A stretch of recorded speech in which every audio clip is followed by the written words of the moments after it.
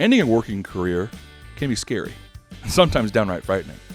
Whether that was done by your choice or the choice of your employer, come find out the 7 signs that your retirement is on track and consider this program. Welcome back to Consider This Program. I'm your host, Grant Soliven. And I'm Aaron Rheaume. Aaron, so glad to have you again with me on the show. It is May, folks. The sun is shining. Flowers are blooming, right? What is that? April showers bring May flowers. That's right. Also brings my allergies. But you know what? Rather have sun and allergies than cold, wintry, snowy days for too long. So, folks, today on this segment, really kind of dive deep into the 7 signs your retirement is on track. This is a big question we get, Aaron, whenever we meet a new family or a family that's getting ready to retire, who've taken care of for a long time. The number one question is, am I on track? Mm-hmm. And today we wanted to give folks 7 signs they can use to test or give a litmus test on if they can actually retire and what does that look like. Now, again, as I prefaced as the show was beginning, this is just simply that, a paper litmus test. It is not going to guarantee your success. These signs are meant and designed to give you things to consider.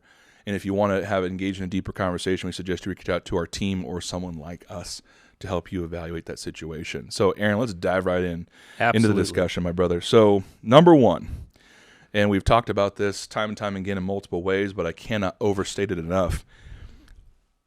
When you're looking at retirement, you have to understand what phase of finance you're actually in. Mm-hmm. And so if you can quickly go through what the 3 phases of finance are and what is distribution and why it's important to know that stage of the game. Yes, real quick. 3 phases of finance. You have accumulation, where you're building and saving assets. Mm-hmm. Preservation, where you have built assets and what you're saving doesn't mean as much as the assets you've accumulated. And then distribution is what this show is going to be about, and really just understanding how things work in the distribution phase. 100%. And so why it's important is most families go, well, yeah, Grant, if I'm retiring in distribution.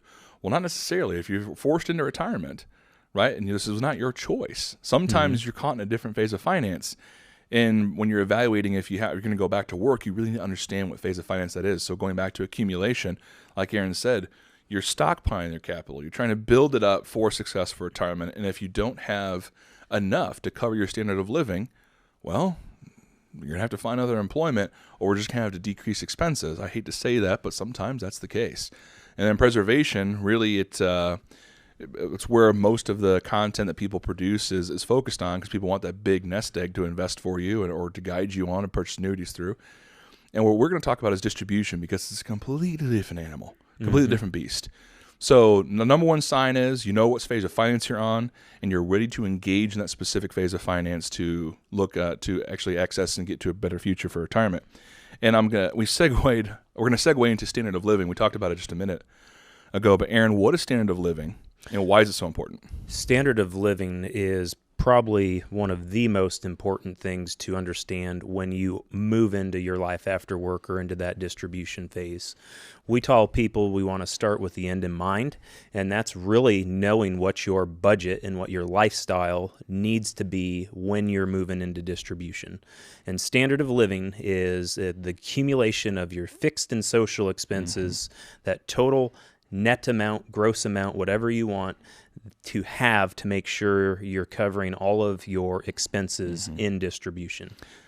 And most people, Aaron, thank you so much for that, by the way, they don't want to put a budget together. Right. And so we always have our families, to the best of our ability, do a retirement practice year before they actually end up retiring. Because what Aaron kind of laid out is that if you don't know what it's going to cost you to retire, and you just go and do it, and you cut off your fixed income, and you actually can't sustain your lifestyle and or erodes your wealth too quickly, well, we're going to have to go back to the drawing board. Standard of living, people believe and think that having fixed income and rate of return masks over all the inequities in a plan. It does not. If you don't get standard of living under control, that could be your number 1 eroder of your financial freedom. So the second one, and this is an interesting one, because most families come to us, Aaron, and say, well, I'm going to take Social Security as early as possible. Third one. You are correct. Thank you so much. Here to keep you in line. That's right. Always. So the third one is another great sign that you can actually retire with confidence that you're on track is you can make a Social Security decision to take it early or later, and it doesn't affect the overall outcome of your financial plan. And we oftentimes try to help families realize that taking it later, because the income benefit, cost of living increase, etc., is so powerful that it oftentimes helps families get where they need to be much faster and actually protects the overall wealth long term, especially when we're building tax-free income and using proper tax planning per the tax code. Now, there's a lot of things going on in Social Security. We're not going to cover, why people want to take it early and all that stuff earlier. We've done so many segments on that. I suggest you go back and look at some of those. But you being able to have the freedom of choice to decide what you want to do is a great sign. Very well said. Thank you. The fourth one is your bucket of wealth. I'm sorry, your overall assets, your total pool. You don't look at it as one giant number. You look at your assets as money doing certain things.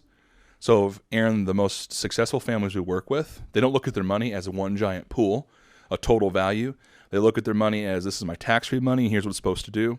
Here's my tax-deferred money, here's what it's supposed to do. Here's my taxable money, here's what it's supposed to do. And here's how I leverage all three buckets and invest them even differently sometimes. And people that understand that philosophy and practice are very, very successful because they're not so worried about the whole stockpile going down in a certain market condition because they have their long-term bucket of money in short-term, and they're doing certain things differently according to their needs. This is another one, Aaron. I always chuckle when I say it, but it's so true. You know you're on track when you married your spouse, but you date your stocks. And what do we mean by that?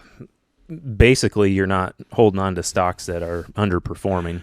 Right. So, or that puts you at too much risk, right? Or that puts you at too much risk. And so families that have success and that are on track aren't over-leveraged in a single holding or a single investment or a single investment class because they're chasing something or they're just emotionally tied to it. It's really hard. We get it, folks. Marry your spouse, date your stocks, and you will be successful because you're not going to get caught in some of the horrific situation we've seen where families have lost a very substantial part of their wealth because the company was no longer sustainable or they entered some serious pain. And for families that worked in that company, they thought the stock would take care of them, just like a pension would. Yeah, just think of GM. Yeah, a great, wonderful example, actually. You know what? 3 words, Aaron. You said it, and it took me 14 sentences. So well done. And then last one, or not last one, second to last one, number 6, Aaron, tax planning versus tax reporting. I'm going to have you just take this up, baby. So why is this so important? Why is this number 6 on the list?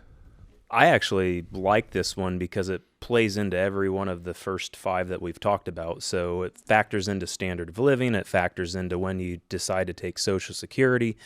The tax planning piece is the biggest thing that could set your retirement or your life after work off course. And if you don't have what Grant was describing earlier, a diverse bucket of asset mix, like Roth dollars, tax-deferred dollars, and taxable dollars, then you have no control in retirement. And so tax reporting is when you take everything you've done inside of the year and hand it over to your accountant or TurboTax and figure out what you're going to owe or what you get in as far as a refund. Tax planning allows you to have control on not only things today, but things in the future. And so it's, do we do Roth conversions and move money while the tax rates are lower today than what they potentially could be in the future to reduce future required minimum distributions? Do we charitably gift? How do we do that? What assets do we do that from? There are so many things we could take the tax planning conversation in. If you have that number 6 checked, then you're doing a good job and really just making sure you're building that diversification. Yeah, and here bonus content. Here we go. 6A, right? Aaron, I want to bring this up. Most families, they either come to us and they understand one of 2 things decently, investing or taxes. It is a rare occurrence that we see families understand both. And if you don't understand both, to Aaron's point, you're setting yourself up for some serious pain in the future. And so let's kind of talk about investing for just a second, Aaron, because it's super important. And so when I was training to be a certified financial planner at Purdue University many, many moons ago, we sat in our investment class, and I'll never forget the professor staring out into the class, and he said, "Ladies and gentlemen, if you're going to be a successful advisor, remember 60-40. And what he essentially was saying, remember that 60% equities, 40% bonds are what make people successful. Now, in a 30-year bull market of bonds, yeah, sure, that could make some sense.